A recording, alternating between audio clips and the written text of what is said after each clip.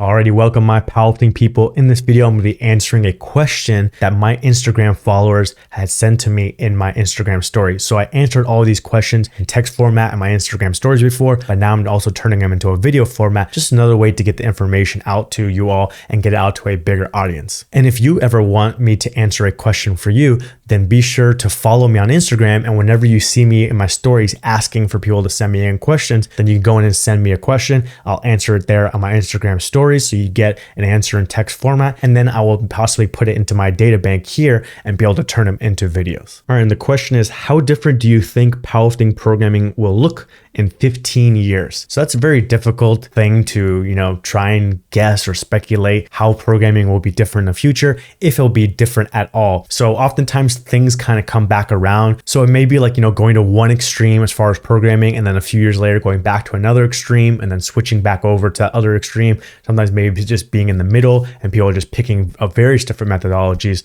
So who knows what it's going to be in 15 years, what's going to be trendy, what's going to be the extreme. And then the other thing is the fundamentals don't change when it comes to getting bigger or getting stronger. The science is the science. There may be some new developments as far as research studies that maybe figure out better protocols, but the overall science, is there as far as how you need to get bigger and then what helps you to get strong specifically for a sport. So 15 years from now, the strategies and the science behind how to get better at powerlifting is going to be the same. There just may be some new ideas of different ways to set up certain protocols or different ways to maybe peak a person, or maybe different ways as far as, someone's system or process in order to get someone to their goal. But as far as things around powerlifting programming and things around coaching, one thing that you can see these past few years developing, there's more and more phone apps out there. So people went from maybe emailing the program to maybe going into Microsoft Excel, now going into Google Sheets so they can be online and be live. But now you're starting to see these different apps come up. So there's apps where you can then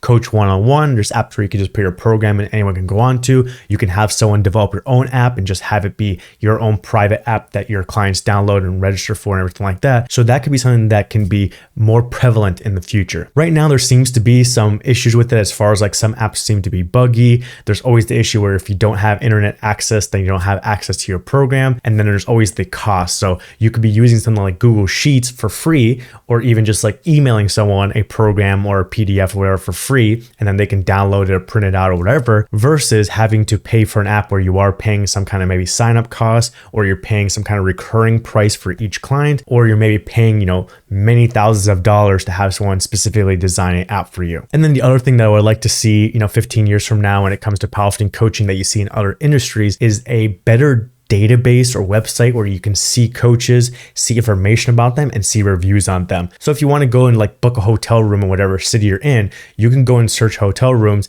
and see reviews on those hotels, information about them, see what's good, what's bad, what kind of amenities they have, that kind of stuff. But there's no place that you can go and see what coaches are out there for powerlifting. What is some information about them, like contact information, prices, methodology, and then you don't see any reviews, good reviews, bad reviews. What have they done right? What have they done wrong? What have they accomplished or not accomplished? What kind of education they have, those kind of things. So it would be great to have a website that's not just like a few coaches, maybe from a certain region because someone happened to just make a website there, but that can include internationally as many powerlifting coaches out there as possible with all their information, and then a lot of reviews for all those people too. So clients actually going on this website and leaving reviews as you would for like a movie, or like I said earlier, like a hotel or even like a restaurant. But we need a good way of being able to get everyone on there as far as the coaches, getting everyone on there as far as the clients to read reviews, and a way to protect the coaches so it's not like bots or like people who aren't clients coming in and leaving bad reviews, or even the coach or whatever getting,